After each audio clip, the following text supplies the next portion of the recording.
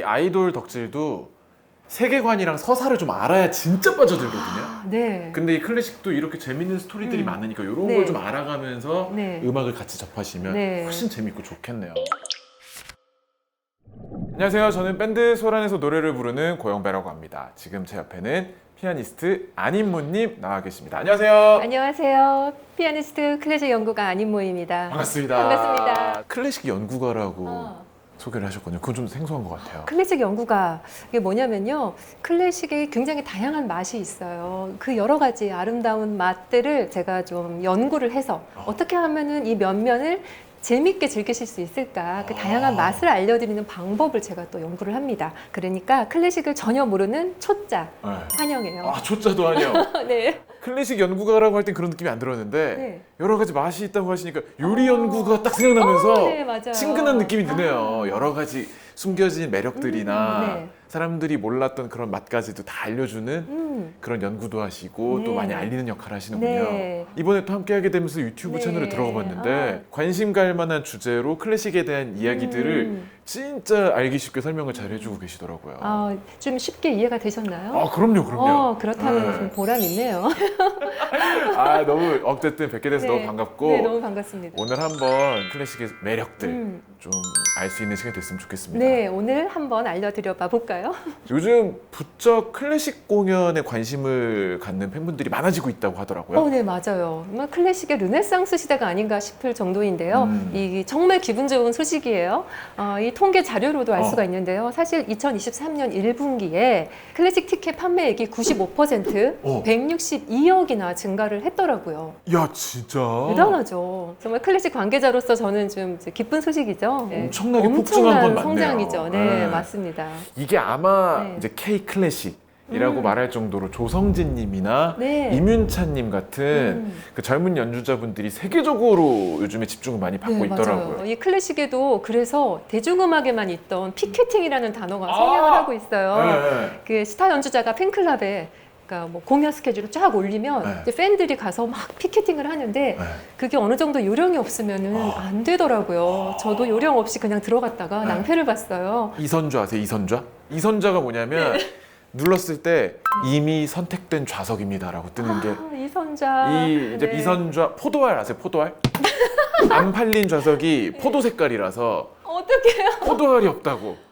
이선좌밖에 없다고. 포도알을 보기 위해서 그러니까요. 들어갔으나 피 튀기고 이선좌가 남았네요. 네, 정말 몇 분 만에 그냥 순사고 안 판되더라고요. 난리군요. 그런 표현을 많이 쓰더라고요. 현상, 현상. 조성진 현상, 이문찬 현상 네. 이런 말을 쓸 정도라고 하더라고요. 네, 그 현상 덕분에 또 제가 클래식으로 이렇게 그루와 만나게 된 게 아닐까 하는 생각이 드는데요. 먼저 2015년에 쇼팽 국제 콩쿠르에서 조성진 씨가 우승을 하면서 이미 클래식 팬덤이 시작이 됐어요. 그러다가 2022년 6월에 임찬 씨가 방크라이번 국제 콩쿠르에서 우승을 하면서 그야말로 우리나라가 K 클래식의 강국으로 완전히 확고한 위치를 다지게 됐죠. 15년도에 조성진의 쇼팽 콩쿠르, 네. 그 다음에 22년도에 이문찬 씨의 네. 반클라이번. 네, 대란이 생겼죠. 이게 그러면 한 7년 요 정도 사이. 죄송합니다. 네, 제가 이모님 지금 중요한 그 개그 코드 나오고 있었는데 네. 제가 그걸 대란이 생겼는데 이미 소란이 있었기에 대란도 나오는 거 아닌가요? 밴드 소란도 있었고 클래식 대란이 또. 고영배님이십니다. 네. 이게 그거구나. 반클라이번 콩쿠르 때 연주한 게 그거군요. 네, 맞아요. 이 방클라이번 콩쿠르에서 이문찬 씨가 파이널에서 라흐마니노프의 피아노 콘체르토 3번을 연주했는데요. 이 곡을 연주한 유튜브 전체 영상 중에 임윤찬 씨의 이 파이널 그 라이브 연주가 조회수가 가장 높아요. 1,100만 뷰예요. 라흐마니노프 피아노 협주곡 3번을 네. 연주한 전 세계 영상 중에 제일 조회수가 많은 게 바로 임윤찬 씨의 영상이에요. 1000만 달성. 네, 맞아요. 네, 그러니 임윤찬 신드롬이라는 말을 안 할 수가 없죠. 근데 이렇게 조성진 씨나 임윤찬 씨 덕분에 클래식에 전혀 관심이 없는 분들이 공연장을 직접 찾아간다는 거. 그래서 티켓 판매액이 95% 증가한 거잖아요. 그러니까 콘서트장에 CD나 뭐 프로그램북 같은 것도 예전에는 콘서트가 끝나도 그냥 쌓여 있었는데 이제 다 동나는 거예요. 이야, 그게 사실 대중음악 공연계에서 인기의 상징이거든요. MD 상품의 품절이 그만큼 그 아티스트를 사랑하는 마음으로 볼 수 있는데 클래식에서는 본 적이 없는 현상이에요. 이게 한번 조성진 연주 너무 좋다던데 하면서 관심 갖고 싶으신 분들이 또 많거든요. 많죠. 근데 이게 또 그냥 어떤 입덕 루트를 못 잡아서 약간 길을 잃는 분들이 계셔. 어떻게 어디부터 뭐부터 해야 되지? 너무 방대하니까. 네, 안절부절 할 수 있죠. 그런 분들 또 아직까지 그래도 클래식 좀 졸리고 좀 지루한 거 아니야? 듣는 사람만 듣는 거 아니야? 아직. 이런 생각하시는 분들이 아직 많잖아요. 네, 그렇죠. 그런데 사실 우리가 의외로 아주 친숙한 곳에서 이 친숙한 선율을 접하고 있어요. 알고 보니 클래식인 거예요. 이미 많은 분들이 알게 모르게 알고 계신 그 클래식 곡들을 제가 좀 소개를 해드리려고 하는데요. 나 하나 알 것 같아요. 이거 말씀하시려고 그러죠. 뭘까요? 따라따라 엘리제를 위하여 이런 거 말씀하시려고 하는 거죠. 그런 거 괜찮네요. 이런 일상 속의 클래식. 일상 속의 클래식. 그러면 한번 네. 우리에게 의외로 친숙한 우리 일상 속에 있는 클래식 멜로디 한번 조금 한번 들어볼까요? 들려주시면서 한번 알려주세요. 어디서 들어봤는지 생각해 보세요.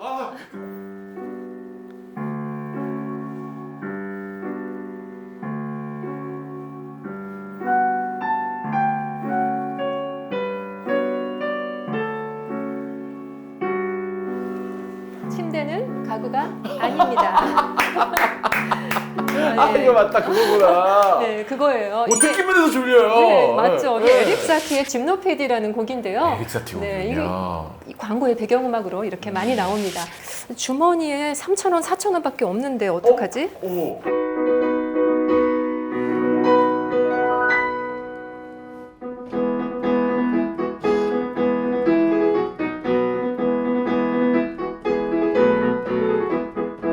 맥도날드. 네, 햄버거.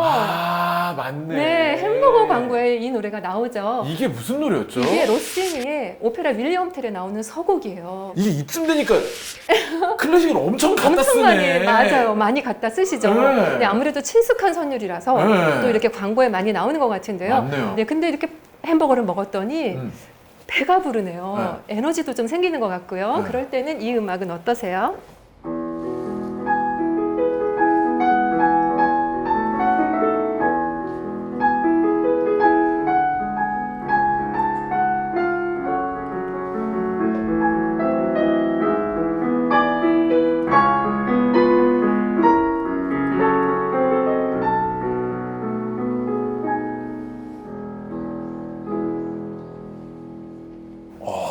이 선율을 들으니까 멋지다. 떠오르는 광고는 바로 그 한화의 네, 지속 가능한 에너지 편이었습니다. 정말 지속 가능한 선율, 라흐마니노프의 피아노 콘체르토 2번의 2악장이었죠. 이 광고의 이미지가 탁 떠올라요. 네, 우주의 한가운데 있는 것 같으면서 에너지가 막 돌고 도는 순환하는 듯한 광고 그런 음악으로도 느낌이죠. 클래식이 많이 사용되죠. 네, 맞습니다. 자, 그리고 또 클래식이 나오는 부분이 바로 영배 씨가 많이 하고 계시는 대중음악에서 이 클래식의 선율을 샘플링한 경우예요. 맞아요. 네, 예를 들면 힘나는 음악을 들어볼게요. AO 이런 게 나올 수도 있는데요. 잠시만요.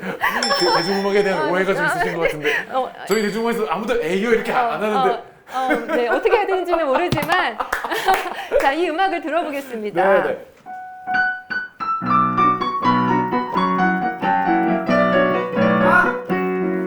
블랙핑크! 맞습니다. 이 곡이 니콜로 파가니니 그 바이올리니스트의 맞아요. 네, 이 라 캄파넬라라는 작은 종이라는 곡이에요. 와. 여기 이렇게 나왔었죠. 일상 속에 스며 있는 클래식을 이렇게 네. 다 들려주셨는데 네. 두 가지에 깜짝 놀랐어요. 어떤 점이요? 이렇게 많았구나랑 네. 아니 이렇게 열심히 준비를 해주시다. 너무 준비를 잘해주셔가지고 제가 다 감동이네. 재밌게 봐주시면 좋겠네요. 이렇게 여러분들께서 기억을 하셨으면 좋겠습니다. 네. 이렇게 많이 쓰이지라고 막연히 생각은 다들 할 텐데 이렇게 쭉 들으니까 정말 많다는 생각이 들고 친숙하네요, 생각보다. 정말 친숙하죠. 네. 영배 씨가 혹시 또 K-팝이나 광고를 보다가 이렇게 딱 클래식이 나오면 어떤 느낌이 드세요? 저는 이게 힘이 세다라는 느낌을 많이 가져요. 예를 들면 따따따따 나오자마자 이 익숙함과 강렬함. 그래서 주의를 완전히 사로잡는 이 진짜 힘이 세다. 가지고 있는 이 말 그대로 클래식함 때문에 우리가 익숙하면서도 빨려드는 힘이 있는 것 같다. 그렇게 클래식의 선율은 그 자체로서 이미 그 클래식의 천재 음악가가 만든 선율이기 때문에 썼을 때 강력한 힘을 발휘하는 것 같습니다. 좋습니다. 이제 아마 이쯤 됐을 때 지금 보고 계신 분들도 그래 나도 좀 클래식에 관심 갖고 싶다, 아니면 좀 이렇게 클래식 좀 알고 싶은데 이야기하기가 조금 어렵다 이런 분들이 계실 수 있거든요. 클래식 좀 들어봤다, 나 클래식 좀 안다, 이렇게 아는 척 하려면 좀 어떻게 하면 좋을까요? 아는 척 굉장히 많은 방법이 있겠지만 제가 우선은 오늘은 두 가지를 알려드릴게요. 네, 두 가지 중에 첫 번째는 먼저 클래식 연주자, 이 아티스트로 입덕을 하는 거예요. 연주자에게 입덕하기. 네. 뭐 예를 들면 뭐 장한나 씨, 요요마 씨, 조수미 인디 뭐 이런 네네네. 연주자들, 유명한 그런 분들. 연주자들 네. 좋아하거나 이 관심이 좀 가는 그런 연주자로 클래식에 입덕하는 것이 아무래도 클래식 초심자가 할 수 있는 가장 쉬운 방법이 아닐까 싶은데요. 네. 이제 예를 들어서 설명을 해드리면요. 아까 말씀드린 조성진 씨와 임윤찬 씨, 당연히 둘 다 매력적인 분들이시지만 두 분의 좀 차이가 있습니다. 네, 먼저 임윤찬 씨는 한국에서만 공부를 했어요. 그런데 18살이라는 나이에 반 클라이번 역대 최연소로 우승을 하게 되잖아요. 그리고 당시 유튜브로 그 임윤찬 씨의 연주 실력을 보신 분들이 댓글에 눈물 난다, 울었다라는 댓글이 굉장히 많아요. 연주자의 감정이 그대로 잘 전달되기도 했지만 이 감동을 그대로 전한 임윤찬 씨만의 연주가 갖는 특징이 있어요. 임윤찬 씨가 특히 음악에 아주 심취한 모습을 또 보여주면서 아주 엄청난 폭발적인 카리스마를 보여주는데 특히 그 클라이막스 포인트에서 이렇게 그 카리스마를 뿜어냅니다. 청중이 카타르시스를 그 연주자와 함께 느끼게 하는 거예요. 그런 대단한 체험을 하도록 이끄는 방법을 자연스럽게 임윤찬 씨가 알고 있다는 거죠. 이제 19살입니다. 그러니까 앞으로 이분이 보여줄 음악 세계에 대한 그 청중의 관심, 이게 바로 입덕이 아닌가 싶습니다. 앞으로 무궁무진해. 지금 무궁무진. 18살의 그 영상이 네. 하나씩 난리가 났는데. 네, 앞으로도 너무 많은 시간 동안 차곡차곡 보여줄 이분의 음악이 그냥 이분과 우리가 동시대에 살고 있다는 게 행복할 뿐이죠. 그러면 조성진 씨는 어떨까요? 굳이 비교를 이제 하자면은 좀 조심스럽긴 한데 좀 깔끔하고 담백한 교과서적인 연주를 보여준다고 할 수 있어요. 기본에 충실한 연주.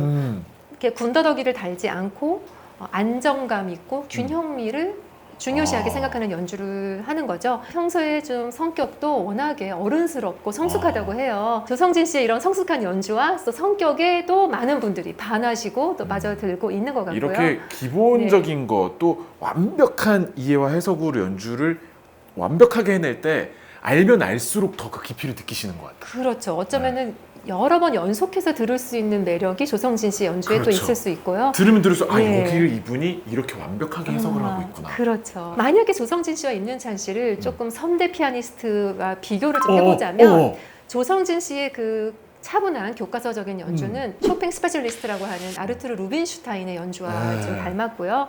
그리고 임윤찬 씨의 연주는 좀 개성이 강하거든요. 전차가 지나가는 듯한 그 청중을 압도했던 블라디미르 호로비츠의 연주와 좀 과감한 스타일이 좀 닮았다고 할 수 있습니다. 이렇게 말씀드리니까 좀 훅 들어오시는 분도 계실 것 같아요. 두 분의 다른 매력 때문에 뭔가 이 두 피아니스트를 같이 그 좋아해도 다른 재미를 느낄 수 있는 느낌이 그럼요. 이 두 분이 같이 계셔서 우리는 더 축복받은 거죠. 저는 그렇게 생각해요. 네, 물론 이 두 분만은 아니고 굉장히 많은 다양한 아티스트들이 있는데요. 이렇게 클래식의 아티스트에게 입덕을 하시는 방법이 참 좋은 것 같고요. 맞아요. 또 조성진 씨가 손이 섬섬옥수예요. 손이 아주 길고 저도 TV에서 단단하고. 봤어요. 네. 크죠, 손이. 네, 보통 엄지에서부터 새끼손가락까지 몇 개의 건반이 닿는지를 가지고 이 손의 크기를 이야기하는데요. 조성진 씨는 그냥 편하게 벌리면 11도. 이게 11도라고 하면은요. 사실 도에서 저는 안 닿아서 어떡하죠? 도에서 미, 파까지예요. 도에서 파까지 닿아요. 근데 쫙 벌리면 12도까지 닿는다고 해요. 그러니까 굉장히 큰 손이에요. 라흐마니노프가 손이 얼마나 컸냐면요. 도에서 라까지 한 옥타브 위에 라까지? 도에서 솔까지, 솔에서 라 이렇게까지 13도가 벌어졌다고 해요. 그러니까 사실은 다 자기가 쉽게 치려고 쓴 곡들인데 우리에게는 너무 어려운, 너무 손이 커야 되는 곡들이죠. 예를 들면 파라도, 라, 플랫 이렇게 라흐마니노프의 피아노 콘체르토 3번의 2악장에 이런 부분이 나오거든요. 그러니까 이게 정확하게 10도인데 라흐마니노프가 굴러서 치라고 했어요. 근데 조성진 씨는 이거를 되게 금방 이렇게 쳐요. 근데 임윤찬 씨는 라라랄라 하니까 이게 좀 더 노래하게 되는 거예요. 사실 손이 좀 더 작아서 시간이 걸린 거지만 그걸 음악으로 표현한 거죠. 노래로서. 라흐마니노프가 본인 손 사이즈대로 그대로 적어놓은 그 표현을 조성진님은 그 큰 손으로 교과서적으로 표현을 치고. 해주시고 네. 라흐마니노프 의도 그대로 표현해 맞아요. 주시고 임윤찬님은 상대적으로 손이 작아도 그거를 굴리면서, 본인의 해석으로 네. 오히려 그 음이 강조되면서 다른 느낌을 받을 네, 수 그 있게. 음을 강조하느라 시간이 조금 더 걸립니다. 실제로 그 부분에서 조성진 씨가 훅 지나가고 임윤찬 씨가 이렇게 너무 하고 재밌다. 있어요. 라흐마니노프가 좀 배려가 없네요. 배려는 없었지만 본인이 손이 크다고 그렇게 써버리면 어떡해. 하지만 그의 음악이 있기에 네. 우리가 또 이렇게 더 피아노 음악에 네. 입덕을 하게 되는 것 같아요. 그거 너무 신기한 일이네요. 좋아요. 네. 지금 아마 이 이야기를 흥미 있게 듣고 계신 분들은 네. 이미 조성진 씨나 임윤찬 씨에게 입덕하셨거나 네. 관심을 갖고 계신 분들이 계실 거란 말이에요. 네. 그걸 넘어가는 게 좀 어려울 수가 있거든요. 그 이상의 무언가. 네. 혹시 클래식에 조금 더 그 이상의 것들을 쉽게 접근할 수 있는 방법이 좀 있을까요? 근데 사실은 내가 뭐 피아니스트 누구를 좋아한다 그래서 클래식을 좋아하는 거라고 할 수는 없어요. 다르지. 네, 그 아티스트를 좋아하는 거거든요. 네. 네, 그래서 준비한 두 번째 방법은 바로 작곡가로 입덕하기예요. 아.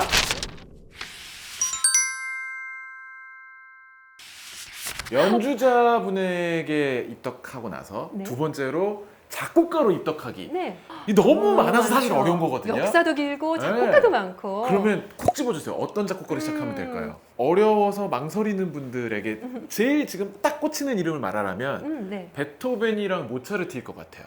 괜찮죠. 천재 양대 산맥이잖아요. 천재 산맥. 네. 어. 이 사람 둘 다 일단 천재고요. 뭐 천재 아닌 사람도 없었지만 같은 점이 아예 없는 정말 완벽히 다른 두 사람이었어요.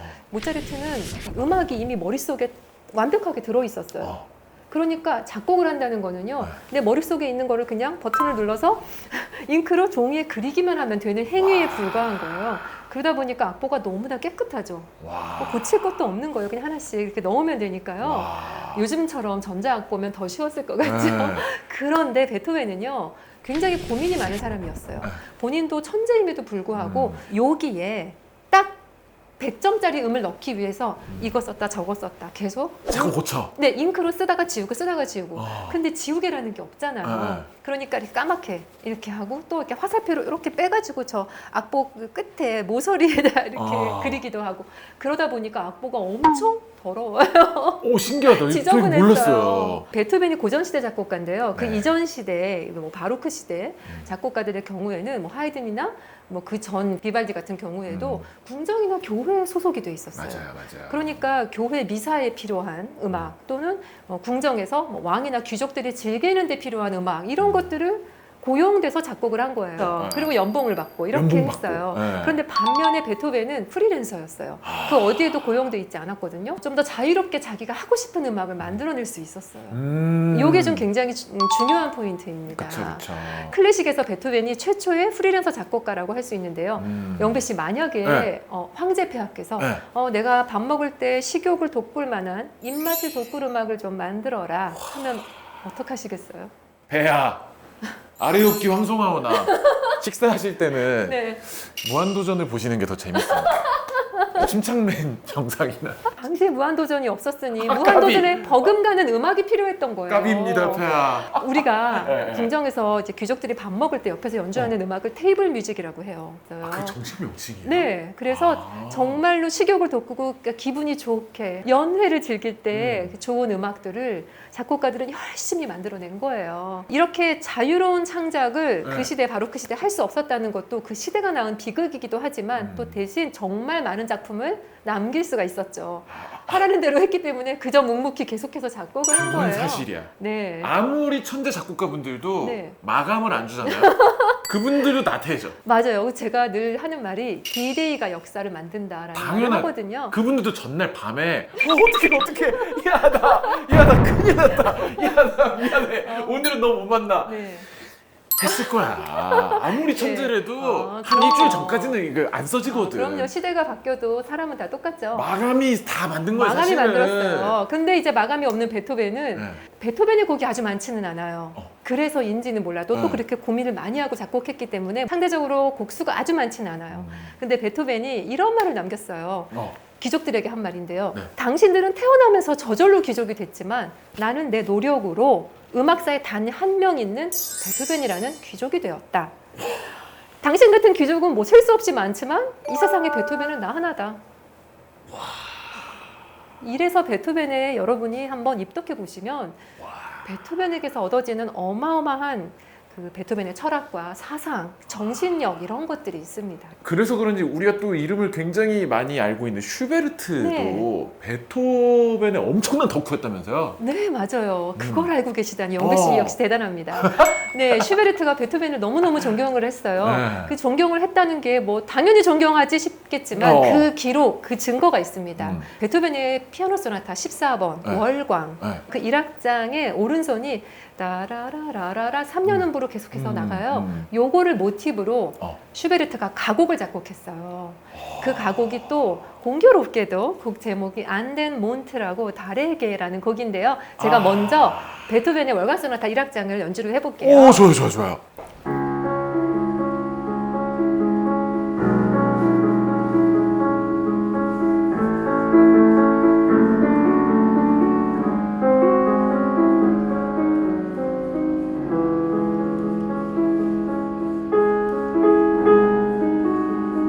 네, 이렇게 지금 오른손에 제가 다라라라라라 하잖아요. 이 3년 음부를 슈베르트가 어떻게 썼는지 보세요. 네.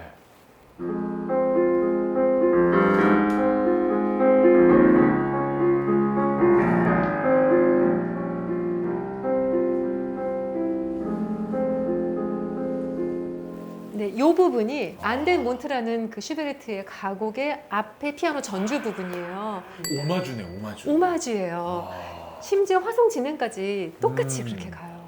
이 진짜 슈베르트가 베토벤 덕질을 한 거네요. 네, 이렇게 클래식 음악가의 그 삶 속에 깃든 여러 에피소드나 이런 이야기들을 접하시다 보면요. 사실 그 사람이 이 곡을 왜 작곡했는지를 알면 그 곡이 더 훅 들어오는 것도 있고 또 이 작곡가가 그냥 옆집 오빠 같기도 하고 그냥 뭐 우리 삼촌 같기도 한 그러니까 좀 친근하게 느껴지고 친구 같아지는 거죠. 이 아이돌 덕질도 세계관이랑 서사를 좀 알아야 진짜 빠져들거든요. 네. 근데 이 클래식도 이렇게 재밌는 스토리들이 많으니까 이런 네. 걸 좀 알아가면서 네. 음악을 같이 접하시면 네. 훨씬 재밌고 좋겠네요. 네, 그래서 첫 번째는 연주자로 입덕하기, 두 번째는 이렇게 클래식 작곡가로 입덕하기를 추천을 드립니다. 좋습니다. 그런데 영배 씨, 네. 음악은요 듣는 건가요? 보는 건가요?